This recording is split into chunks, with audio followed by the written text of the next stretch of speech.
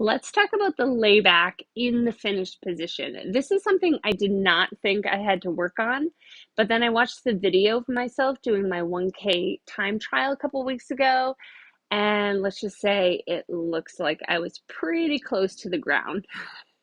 See this pic?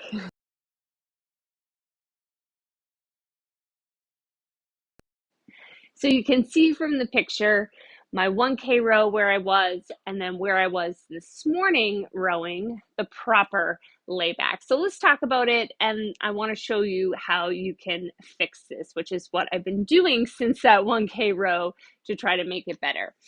All right, so when we think about our layback, right, we also want to take into consideration the catch because your hinge at the catch should be about the same as your hinge at the finished position. So if I'm looking at a clock here, right, I'm about 1 o'clock on a clock. And then when I come to my finished position, I'm at about 11 o'clock. My feet are pressing. We talk a lot about the heels, but I want you to think about in this position, pressing through the toes, plantar flexion there, okay?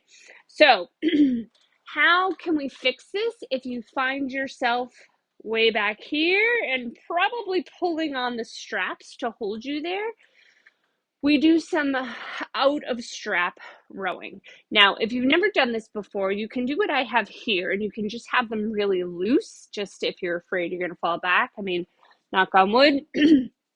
I've been rowing for a long time and I've never fallen over, but I have met someone who has. So the first thing you can do is just keep the straps nice and light and just really focus on pressing through the entirety of your feet and keeping your core engaged, because when it's engaged, it's going to be harder for you to fall back, okay? The greatest help is to come out of the straps. And then from here, we're going to do the same thing, keeping the feet pressing. So you might even notice your toes come off at first.